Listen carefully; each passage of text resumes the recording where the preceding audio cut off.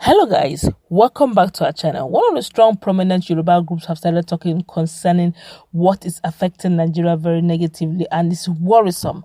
Honestly, when I heard the news, I don't know how we're going to come out of this, but honestly, all hands genuinely needs to be on deck for us to reverse this trend. But before we go into the news proper and further analysis, we would like you to subscribe to our channel by clicking on the red subscribe button. Beside it, you will see a bell notification icon. Please go ahead, click on it to get notified as soon as we update our channel on YouTube. All right, let's go straight to the news of the day. As we were preparing this communique, that's the Yoruba Summit Group, had a regular meeting and it has ended. But before they began the group, they said that as they were preparing this communique, the Global Terrorism Index screams Nigeria has emerged as the most terrorist country in Africa, ranked third most terrorized country in the world. This is serious. We reiterate once again, the solution to Nigeria's problem does not lie in 2023 elections. Neither does it lie in the charade embarked upon by the NASS, that's the National Assembly, under the guise of constitutional review.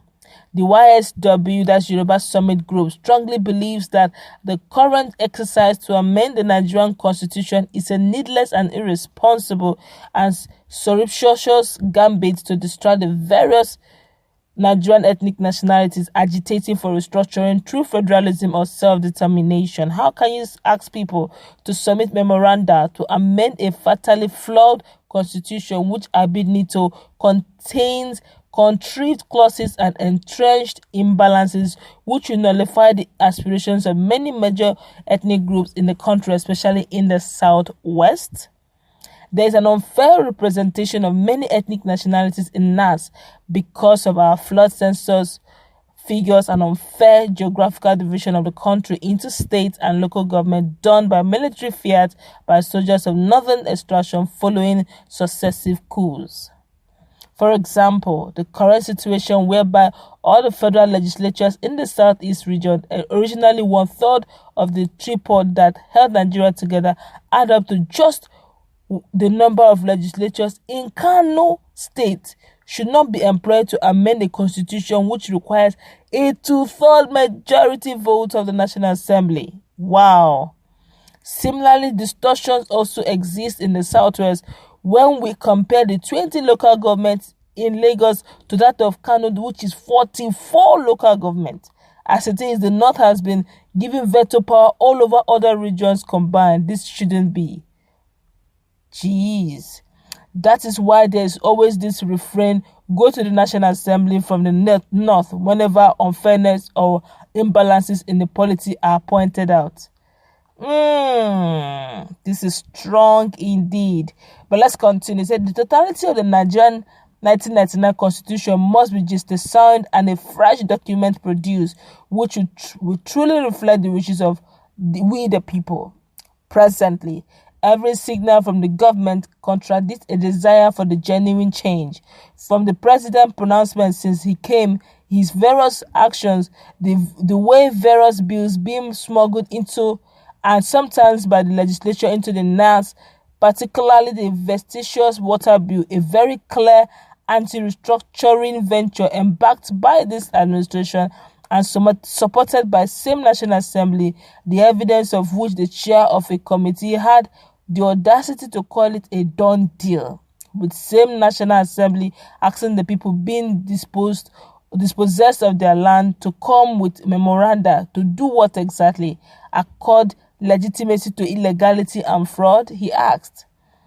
He now mentioned the way forward. He said the Buhari administration that has the Senate and the National Assembly under her control should step up a technical constitution drafting committee, TCDC, to work out within 3 months a new framework into a document as a basis for all ethnic nationalities to live in peace as a collaborative neighbors using existing documents in the public domain. The TCDC should have the mandate to produce guidelines that will facilitate the voluntary reconfiguration and alignment by ethnic nationalities, sub-ethnic nationalities, clans, and communities, as would later form the basis of their mutual accommodation to live together in a true federation or to actively seek self-determination in order to actualize their God-given human rights under international laws. The outcome of TCDC effort is to be subject of national referendum in order to secure the consent of the Nigerian people. The National Assembly is to adopt the doctrine of necessity once again by making the law with provisions on the processes to guide the historic transition from the 1999 Constitution until the enactment of a new constitutional order is attained. The new order shall be the basis of any further elections in Nigeria. The YSG also reaffirms its earlier position that notwithstanding the ambition by a very few tiny households in our midst, the Yoruba nation and her people should not be part of another charade in the name of 2023 federal elections. We should not confer legitimacy to an exercise in brutality, at the end of which the gloating message of the conqueror shall be "go to court." We therefore wish our people to be wary of the insolent offers of presidency positions pitting southeast against southwest regions. It is a rose. That's also very true.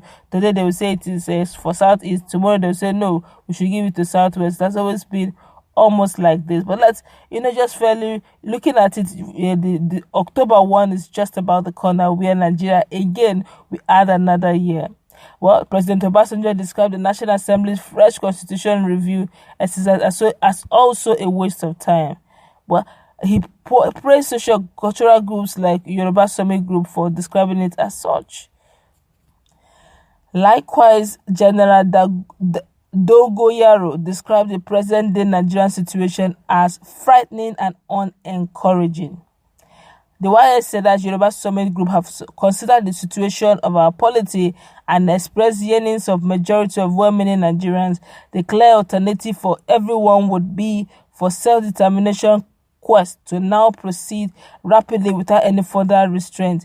It has become patently unattainable for the Yoruba nation to tolerate further incompetence, and impunity has been forced by the Fulanis on all other ethnic nations across Nigeria. The Yoruba Summit Group hereby calls on all political office holders of Yoruba extraction to heed the clarion call and yearning of their people for self-respect and self-determination. History and practical imperatives of people's action will harshly judge and treat all who as willing to collaborate with internal colonizers. The Yoruba Summit Group hereby notify the United Nations, European Union, and all foreign countries, including UK, US, Russia, China, and so on, and other multinational lending institutions to cease and desist from forthwith from any further disbursement on loans and even grants, as such subsequent disbursements shall not be countenanced as part of assets and liabilities of Nigerian country that will more sooner than later be refigured or dissolved. All our people, along with those of other regions, are hereby advised to regard October 1, 2020 as a day of unhappiness, and on an anniversary of the Nigerian dream that has been reduced to rubble and ashes. The mindless bloodletting perpetrated by the AK-47 armed Fulani militia in the Middle Belt region and unchallenged incursions into all parts of southern territories are abominations to civility and a clear pointer to their flagrant disregard for human life, as there is nothing to celebrate on the occasion of the 60th anniversary of Nigerian independence. The Yoruba Summit Group, being a federation of Yoruba bodies, hereby enjoin all members group to think creatively and execute passive, peaceful ways and means of asserting their human rights. This may include the wearing of red bands on their wrists or shoulders in commemoration of the blood of the innocent that have been spilled. Those activities should commence on October 1, 2020 and continue thereof until we secure victory. We hereby affirm that we mean well for the Yoruba nation and other peoples across the territory of what is otherwise known as Nigeria in seeking the face of God Almighty as we venture into the future with hope for better life.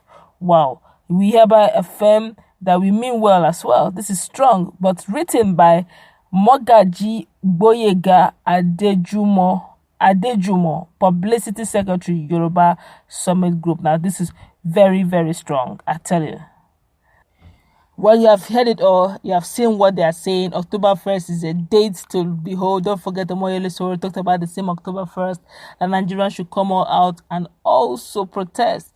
Wow, Independence Day, that should be a time, a year, a moment, a time of anniversary of reckoning. The Yoruba group are now calling for Nigerians to see it as a time of mourning and shedding of tears, with the ranking of Nigerians one of the third most terrorized country in the world and the first in Africa. This is really sad. Let's put in our comment section. What's your take on this? Indeed, it was a long read, but it was worth a while. Let's put in our comment section. Let's interact. What's your take on what the Yoruba Summit are saying concerning October 1st and the fact that if nothing is being done, then by all means, every region should, either operate as a federating unit or find a way of seceding.